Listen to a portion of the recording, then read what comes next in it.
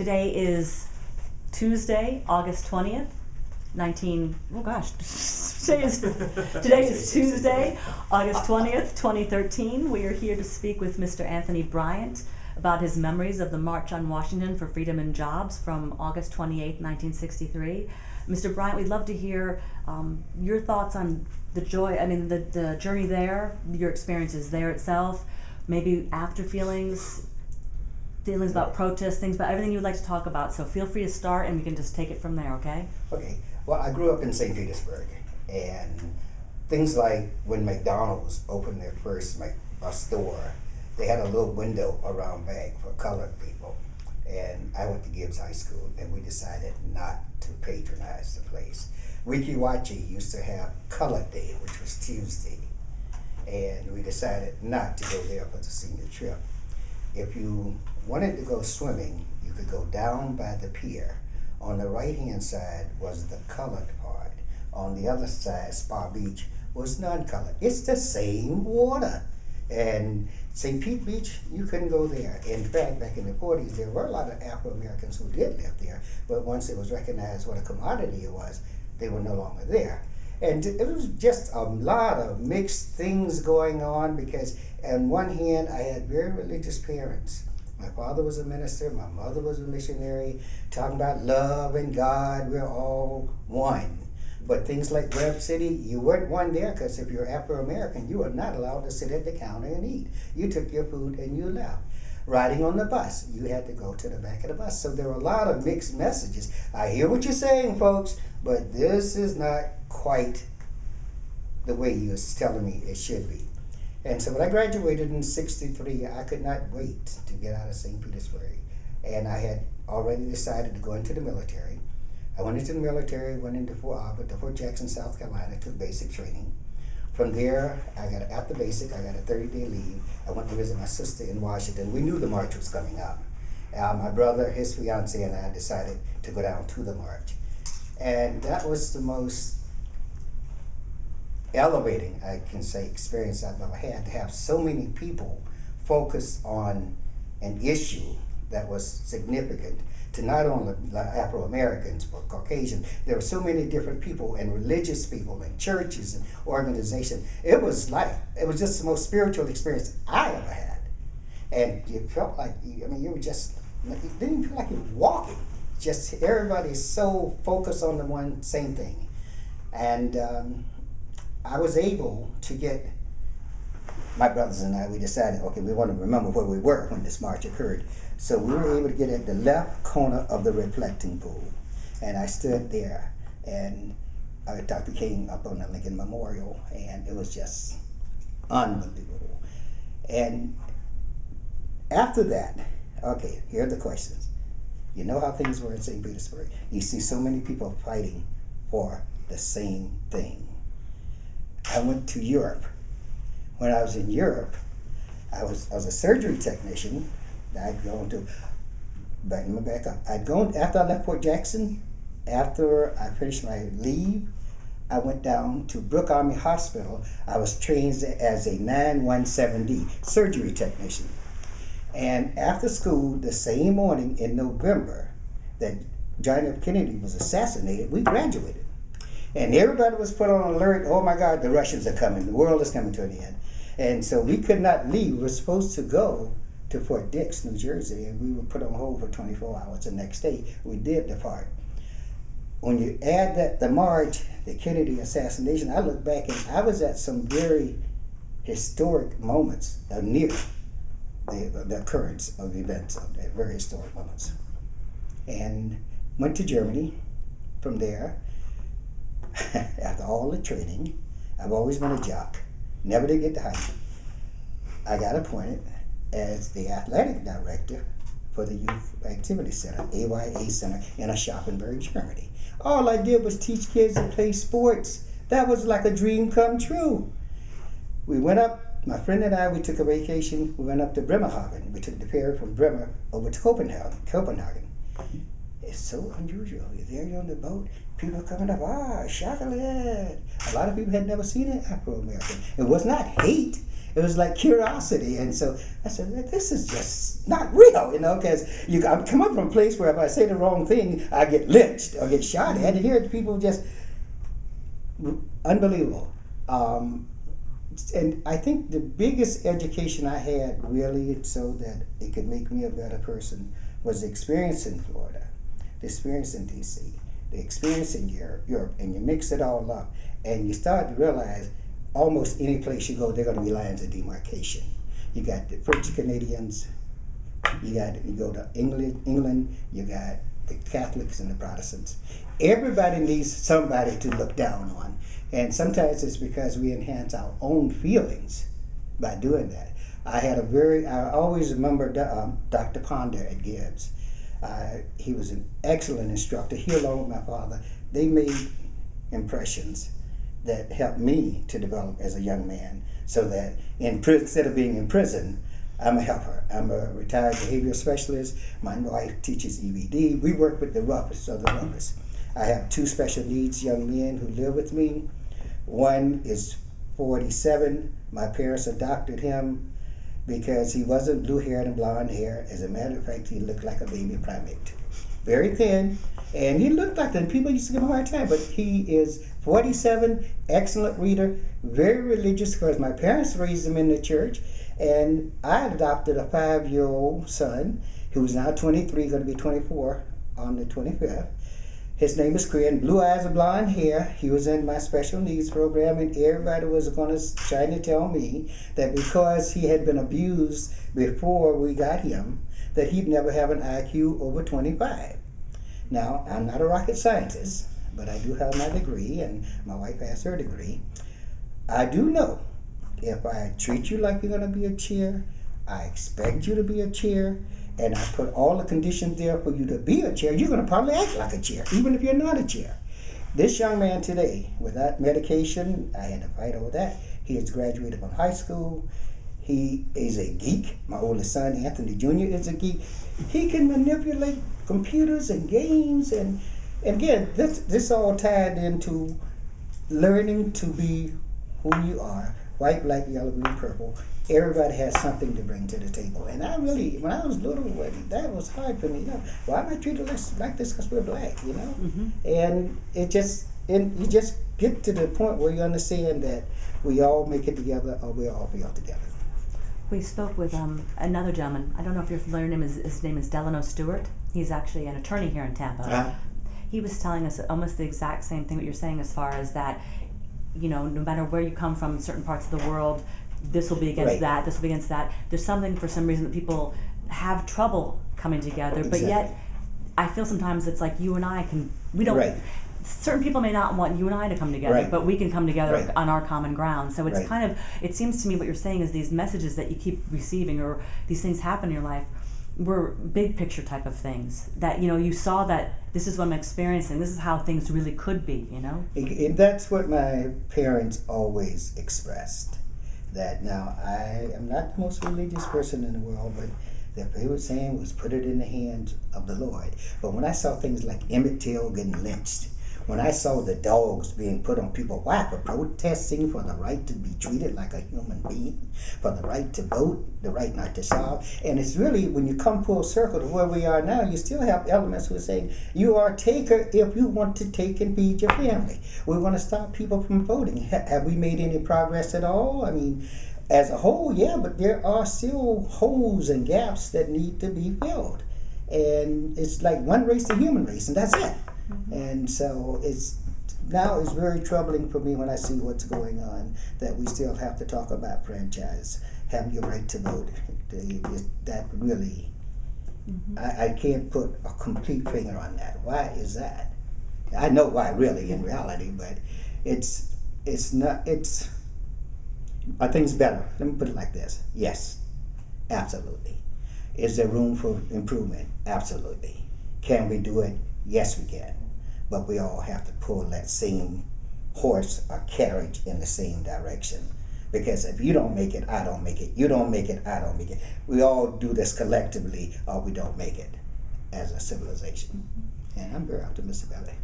I am myself as well. Do you feel at the time when you were at the march, like you were saying, how you see now, stepping back, it was part of like a cycle within your Right. life. Did you notice that then, or is it kind of, I mean, you knew it was probably a special day, but did you see that it would be part of a big picture in your life? The historical Yes, the context of it, significance of it? significance. Not at all. No? I just knew it was something that happened. I was glad it happened. And to me, to see so many different people, I don't think the different churches that helped to bring that all about always get the credit. It wasn't just the black churches. Mm-hmm. And there are a lot of people who spoke out against the evils, the wrongs that were occurring. Mm-hmm. And a lot of people suffered as a consequence of that. But it's definitely, if I'd known then, I would have kept my program and taken pictures by the Lincoln Monument, but it was just something, I knew it was big. But I know how big. We were very lucky. There was a gentleman who was there, and he actually is part of a foundation of one of our libraries who has his program, and he's going to donate it to our library. Is that right? We're very pleased with that. You'd mentioned you went there with, is it your fiance? My older brother, James, and his fiance. Did you drive then? We drove to D.C., Mm-hmm. and, he drove down from D.C. I was on leave, and I think I took a bus or something to D.C. because I wanted to see my sister I had not seen. She's a social worker there in D.C. So did you get there that morning or a little bit before? Or? We got there, I believe, I got there the day before. I think they got there the morning of. I mean, it was a long time ago. Mm-hmm. They were driving down from Asbury Park. So did you feel like, because I heard like the buses start arriving, the trains start arriving, and then you see all of a sudden there's just thousands of buses, thousands of people, things like that.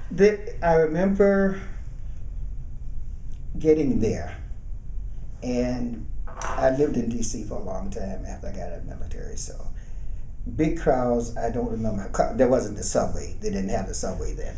So if I remember it's correct, we drove down, we managed to get a parking space because it went down early before all the buses and started coming in. But it wasn't quite that organized. I remember people coming from everywhere, you know. Yeah, exactly. I remember an announcer coming out, well, the program was going to start shortly, and it was very hot, and eventually it did start. It was very hard getting all the logistics with all those people. I mean, so it's reasonable. Do you remember the music at all? Mahalia or anything like that? No, Mahalia Jackson. Yeah, she supposedly was the opening number, and I remember someone telling me that they heard her. They started, they were farther away, and they heard her start. I get that confused with. My mother was a big Mahalia Jackson fan, and the song she sang about "Soon We'll Be Done with the Troubles of the World." So I've heard her voice so much; it's hard to put in which time was which memory. But I know my mother. Mahalia Jackson. And Dr. King's speech that day, which I know is obviously everyone often concentrates on, even though there's amazing speeches going on all day long. But when you heard the speech, did you feel the magic? Did you feel the crowd? The magic came when he got into the words of improvisation and nullification, and people were just, I don't know what it means, but it sounds good. It just, but then I've heard my father use the same rhetoric when he delivers a speech. Very identical, as a matter of fact, and in the whole church. If you got up to deliver, and I want to tell you that we will get to the mountaintop. I might not get there by myself. I might not, but that is that's the religious experience I grew up with. And so that joyful noise to the Lord, and everybody would jump up and start to shout, and little old ladies who hadn't walked for a while doing somersaults out now. It would really be that uplifting, and to get salvation in my church, my father's church, you would tarry and call the name of the Lord, Jesus, Jesus, Jesus, over and over again. And you could do that to the point where you would know when Jesus was there, because you'd start to speak in tongues. Mm-hmm. And nobody knew what you were saying, but everybody knew it was something spiritual. So I grew up around all that, and that really kind of plugged in, having all these people shout and get in tune with what was being said. I spoke with a woman who, an African American woman, but from a Catholic background, from the north. Yeah. From the north. Yeah. So she said that was nothing she'd ever experienced before. Yeah. She said that give and take, that yelling back and forth. That she said was the most unique thing she'd ever seen at that point. Yeah, it's a very they call sanctified churches. Mm-hmm. You don't go there and just say amen. Hey, man. And then of course there was a drum and the organ would dun dun. Dun dun, builds up, and all of a sudden they get into a rhythm or into a run. But that was the way I grew up, so I think that really kind of tied it together too. We talked earlier before we started this. There's a gentleman that I spoke with that actually did not go to the march, but was very active in other ways, other protests, other demonstrations. And he said that there was training, that they would take you in a room, and they would, within their groups, whatever student group he was in, and they would put water on you. They would throw things at you just to see if you could take it or react to it.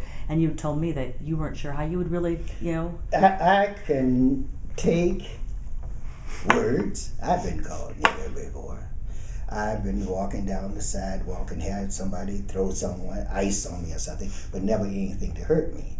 And so I know that those saying sticks and stones, you can say anything you want, because I have enough experience in human behavior to know that I'm not going to reinforce what you're looking for.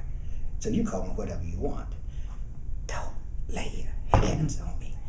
And that would have been the most difficult. I just don't know how. I hope that I would have done the way what you were instructed to do. I hope that I would have covered my head with my hands if I was getting hit with a baton. I hope. I don't know.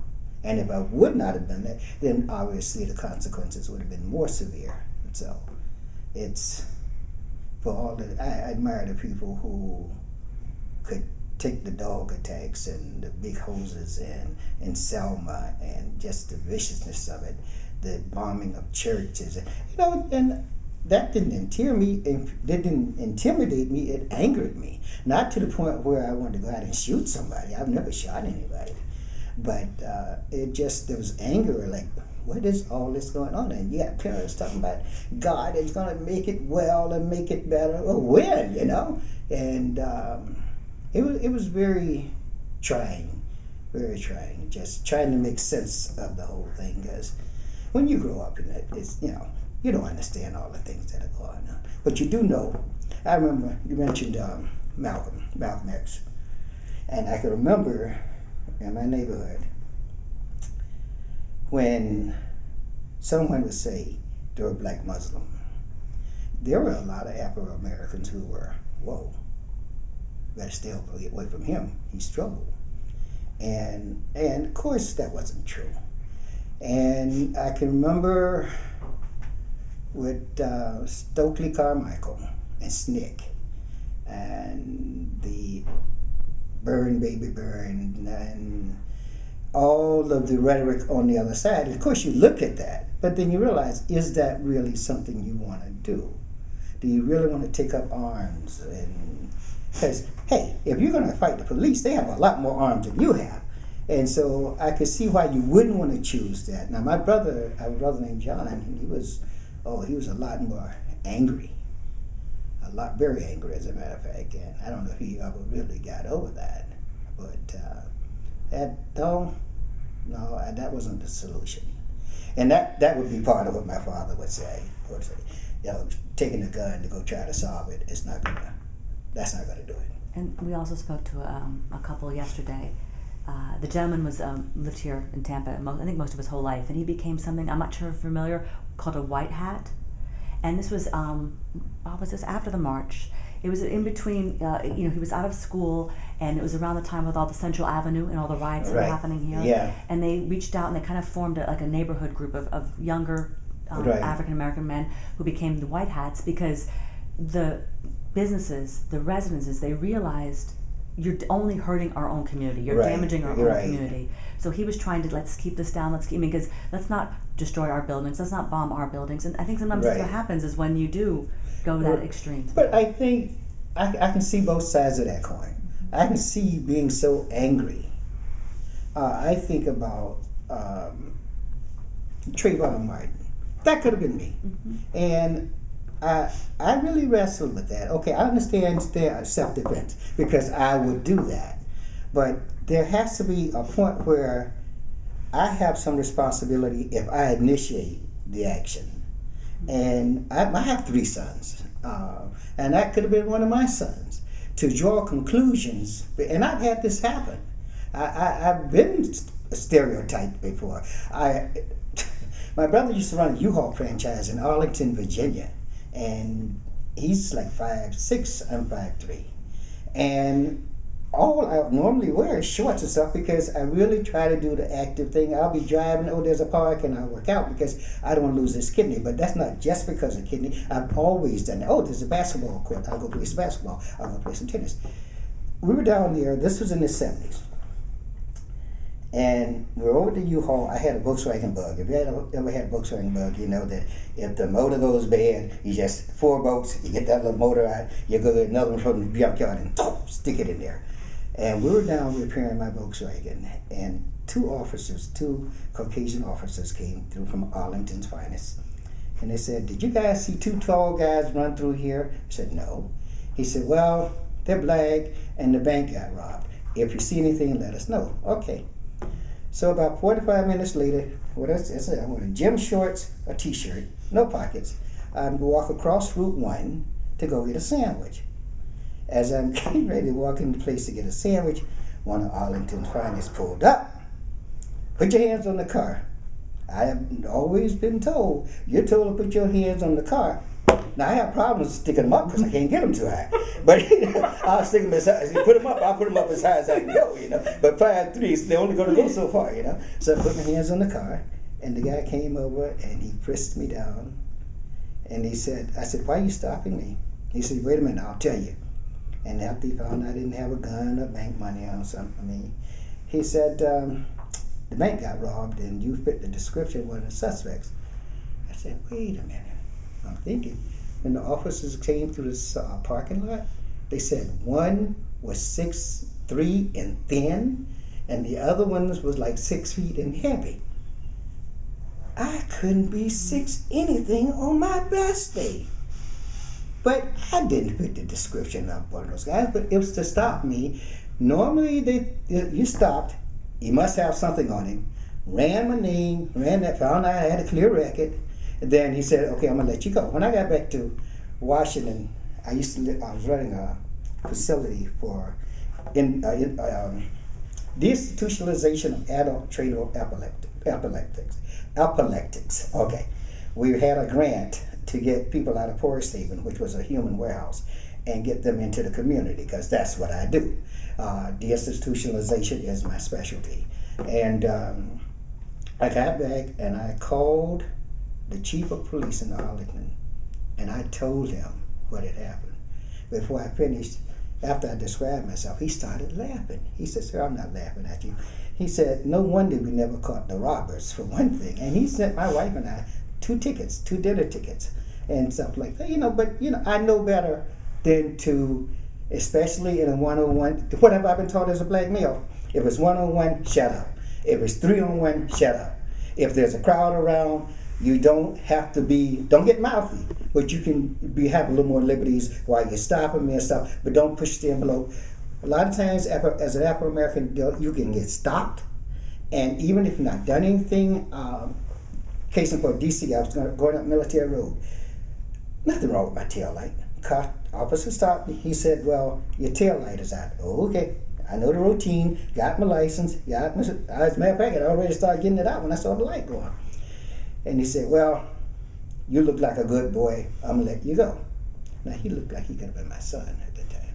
I said, "Well, thank you very much, officer." And you're welcome. But this is some of the things you have to deal with, even today. And, you get to a point in life, you realize, is that your best shot? I've been called boy before. You can call me nigga. Is that your best shot? Come up with something original. Why don't you, And it's just a lot to assimilate. So, make a long story short, I don't think the violence is the way to go. That's where I taught my boys. I taught my boys that you use this and you'll get as far as you want to go. As black males, you want to take and make sure that you don't get, and there's some knuckleheads, black and white, you don't get out there and hang with the wrong crowd. You have a brain, you have to use it. Probably the most difficult thing they told me was, they thought, the toughest position that they ever took was when they had Bay Point Middle. They're nice looking guys, and the girls would give them silk underwear and jewelry for their birthday. I said, "Oh, no, wait a minute. This goes back. Let me tell you something. There'll be no babies, and you will maintain your grades." Okay, My oldest son, okay, he has a daughter, but he's grown way out there. The twins, they must have taken that as a death sentence. One is a lawyer for Bloomberg in New York. The other one works for GE. They're in their 30s. Hey, you guys, you ever think about getting married and having babies? No, not yet. I'm thinking, well, I didn't mean forever, ever. Definitely still domestic. We want to start thinking about that now. Gosh. So sometimes my wife and I stand on the corner with little cardboard signs, we'll work for grandkids. Not really, but just teaching them to be young men, and also the fact that as an Afro-American male, you don't want to put yourself in a situation. But then I work with some Caucasian males too, tell them the same thing. Try to make good choices. My wife is Irish-English. We'll be celebrating our 45th anniversary on December 18th. And her brother, he's not Afro-American. He was beat up. We saw our policemen, and they beat him to a pulp because he had long hair and he said the wrong things. And it happens. So be smart. Words can't bother you. And the nonviolent thing is the best way. I always realize that. Everyone had said, well, not everyone, but a lot of people said that the day, lots of hope on that day, on August 28th, that there was a feeling of, like you said, camaraderie, hope, and just a oneness, everyone kind of rising up. And some people said that lasted for quite some time. Some people said actually right away it felt with, having at Selma, things afterwards. Do you remember feeling, as a black man in America, how long did you feel hopeful from the march, if you did? And did that last through, the 68, which you could say when things started changing for you, or? I would say, I felt very hopeful, especially when the civil rights. Now, of course, that didn't come until after Kennedy was assassinated. I felt very hopeful. I felt like, for me, to see the dichotomy of people there for the same cause. It just wasn't us in St. Petersburg. It wasn't just pockets of people. It was a nation of people saying, this is wrong, this needs to be corrected. So that made me feel hope. And that's the same hope that I carry today. Even I was talking earlier about what's going on, the fact that you try to disenfranchise people and with the SNAP programs and stuff, to see these lines of demarcation still there doesn't surprise me. What does surprise me is how blatant these lines of demarcations are. It's no secret now. We used to talk about in the South, at least the discrimination was honest. You knew you weren't welcomed. Okay, you knew colored bathroom and white bathroom. You didn't need to be a Rhodes Scholar to figure that out. In the North, it was a little more subtle, but it was still there too. And I think today there are certain people and I think having a black president contributes to that. You don't have to be politically correct anymore. You can call the president a liar. Some of the negative, nasty things I've seen. I'm hoping that this would be kind of a cleansing and get over it, people, and move on for the next, say, the first female president. And remember when they used to talk about, we can't have Kennedy as president because he's a Catholic. Oh my God, the Vatican is going to be running the United States of America. But look at now. I mean, no, that's not an issue now. And these kinds of things historically have to occur. They're not always breakthroughs, but a lot of times they contribute to breakthroughs down the road. Evolution of people, evolution of thinking, and we all tend to come up a little bit higher and be a better society as a result of it. So, I still, as a matter of fact, I can honestly say that was an interesting question. I can still feel that march and that what happened there, because it kind of opened my eyelids. Let me say, I saw on a different plane, and that carried through with me, or even today. That being able to look beyond how bad things can be and look at the potential for how. Now, I'm not talking about being some starry-eyed idealist at all. I'm talking about, okay, it looks bad, But we've seen this play out before, and every time it does, we tend to be better, all of us, as a consequence. It's a wonderful way to look at it. When I was in my, 20s, whatever, we had that famous, I don't know if you told, Live Aid concert. I don't know if you remember Live Aid was on, there was concerts everywhere. And I was kind of thinking, this is actually the first time I thought about that in this context, that it must have been so amazing to be at something that was so relevant to you. I mean, it's an amazing, uplifting program, but it's also got to mean so much to you. As much as, I really felt awful for what was happening in Live Aid, starving, all this kind of thing. My life was very not that. Right. But to have something speaking to you, something about you, about what your experience is, there must have been something to be part of that nothing, I think, would be like it, I've never had another experience like that. I've had different points of enlightenment. My wife would say when I married her that was a point of enlightenment. But we always will say we that. disagree on certain things. But I've never had anything to compare to that. I've certainly had experiences that made me a better person, opened my eyes, made me smarter, made me more aware, and but I don't think I'll never be in another group that large, for one thing. And I don't know if you believe in karma, or I know you form the circle and all that to connect. People weren't forming a circle, but just the pure proximity of everybody. And I believe in that human element and human spirit and stuff like that. We probably at that day, if everybody could have willed, they could have willed everybody to heaven right there. It's. You don't experience that. You ever been at a concert and it's really jamming and you're starting to feel it? Yeah, this be very similar to that. I feel it, man. I feel it. And you walk away. How do you walk away feeling very optimistic? But then when things like after that, then you see something like the assassination of Kennedy's and King, and you see, God darn it, we've come here. But it looks like something said, no, let's go back a little bit. But out of all that, you tend to, the scope opens up bigger. Mr. Bryant, before we finish, is there anything that you want to talk about that we haven't maybe covered, anything from that day or anything? So afterwards, okay, were you staying in Washington? Did you just go back to? My leave was up, and I had to, I think we stayed maybe 2 or 3 days. I know my brother used to work at Marlboro State Hospital. He was a psychiatric tech there, and he had to go back to work, and I had to get back to base. And but plus, my sister's house was just so big, But it was the fact that wow, that was really great, and you hope to carry the message from there forward. I'm still a believer. I'm a believer. I believe the basic nature of man is good. I believe that most people have good in them.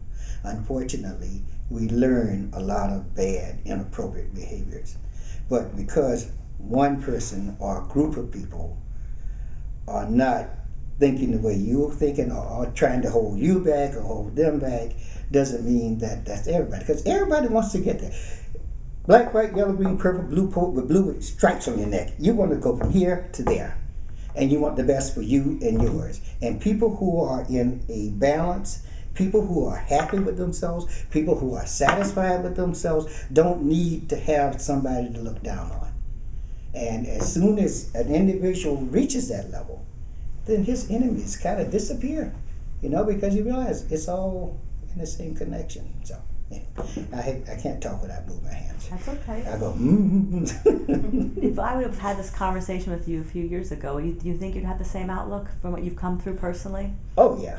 Definitely. That's amazing. A lot of it is we are products of where we came from. And that was my father. I have 5 brothers and 2 sisters. Reverend James Arthur Bryant was his name, and Kathleen Bryant was his mom. It was my mom. She was a missionary. With all these kids, how can you possibly let people come by and say, Reverend Bryant, I haven't had anything to eat. Oh, bring them on in. How can you possibly say that? Don't you know how many kids are here? But then you learn that's just what he did. He used to do landscaping and construction, and there was a family here. The guy went on, got into politics. And my father used to do driveways and paving for him, and he'd have the most difficult time sometimes collecting his money. The work would be done. He'd get the runaround. I never saw my father get angry. I never in my life heard my father swear. And he would just, okay, if the guy told him to come back, he'd come back and say, we couldn't understand. He owes you money. Go get your money. But some of those characteristics rubbed off on us, where you learn how to don't sweat the little things, just go ahead, something else will develop and you'll get it done. But it's just, all of us used to talk about, man, people must think you just come by and eat anytime you want. And they could. That's what he do. And then he said, God bless you when you left. And but we weren't saying that.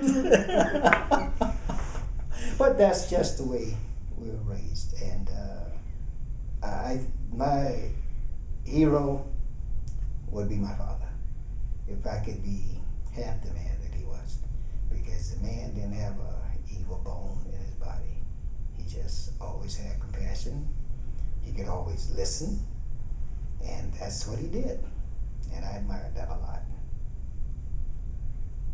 And by the time to raise 5 boys and 2 girls, that was, I was born in Jordan Park, 475 Jordan Park. He built us a house, 6th grade. I went to elementary, then from there, he built a house at 1110 32nd Street South. The one thing I learned was that parents can be pretty smart, because they were burning off the lot to build a house, and they had a board running across the bricks. There were embers on the ground. I was told to stay in the car. I didn't want to stay in the car. I walked across the board, felt, and I burned. I had marks all over my arms and legs like that. I found out, he knows something. When he tells you to stay in the car. Next time I stayed in the car. But, he just, and this is an aside, in addition to our family, I never met my uncle. My mother had a twin sister who lived there in Jordan Park. And I never met her husband until I was 12, 13 years of age. He just walked out on her. My father helped raise our family and his family. Now, we had to do things like learn how to cut lawns and work, because he did construction, and we learned how to do that, the work ethic. But how do you do it? How did you do it? And he didn't even have a high school education, but he knew what he wanted to do and serve God and help people. Okay, that can't be all bad. Did you ever talk to him about the march? Did you ever share any memories with him? No.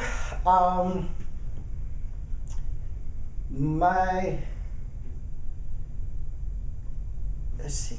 My mother died prematurely. And of course, I lived away for a long time too. I didn't come back to Florida very often. I would come down when we did. It wasn't very long. I mainly stayed in the Maryland, D.C. area.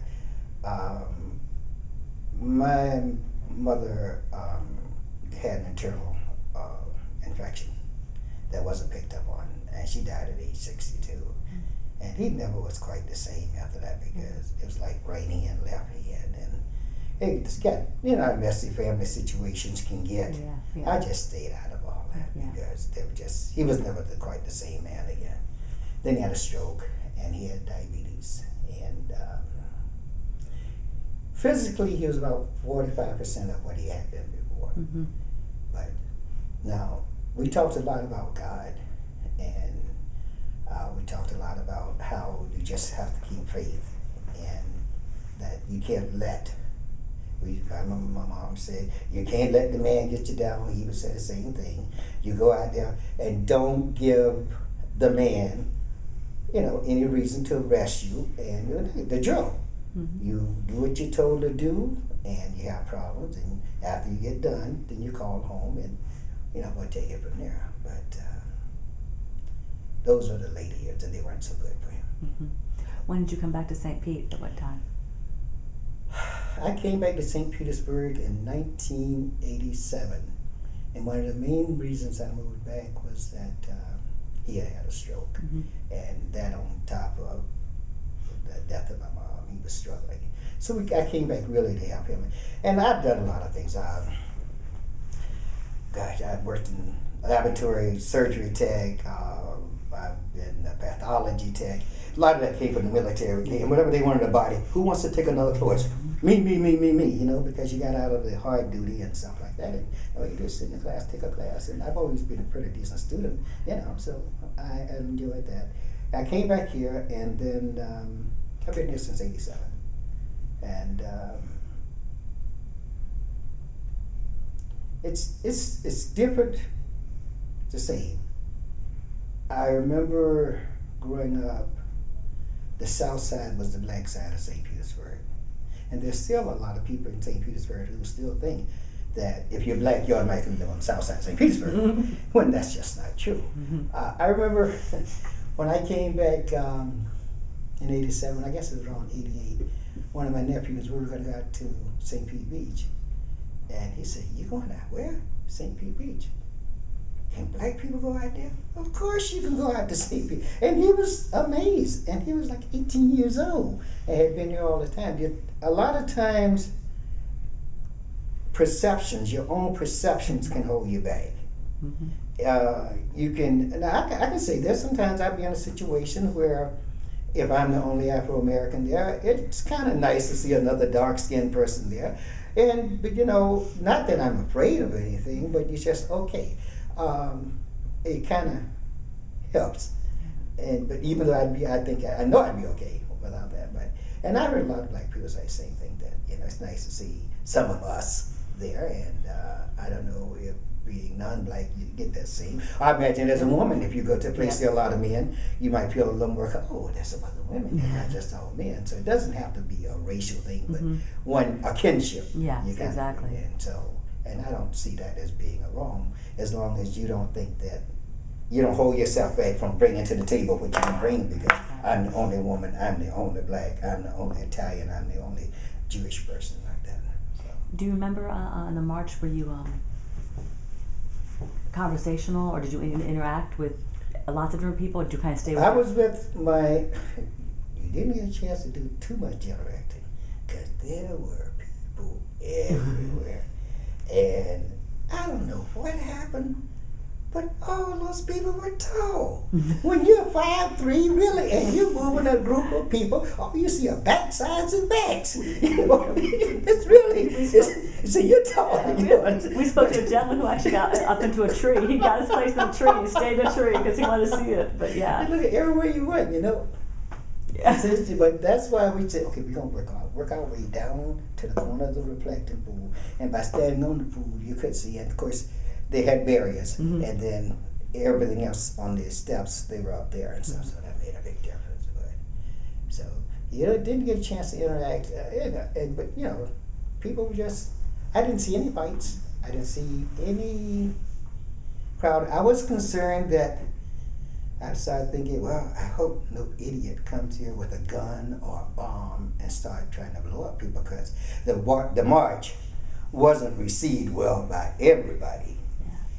There were elements, you know, liberals, you know, they're messing up the country, they're going to take over the country, and you never know when you're going to get that. And then, there were some blacks who were not in favor of nonviolent. They wanted a more direct approach, so even that could have happened. Yeah. But fortunately, I didn't see any negative incidents whatsoever, and I remember being hot and lots of people, and never having felt like that before. And it was kind of tied a little bow, you know, from all the childhood experiences. The bow didn't last forever, but okay, kind of put a little statement or a little statement on it, so you know this is a point in life where I grew. I didn't change. I still didn't want to go out and do the nonviolent thing. I know you're talking about Central Avenue. My brother and one of the gentlemen with the Uru were involved in that. There was a picture or something downtown Central that was taken down, mural, and for some reason that mural was a point of contention for quite a few people. But I wasn't here then. That happened after I had left. But you know, I can understand being opposed to something, but what do you really accomplish by, you know, Mm-hmm. Is that really going to accomplish anything? I don't know. But I also respect your right to do what you feel you have to do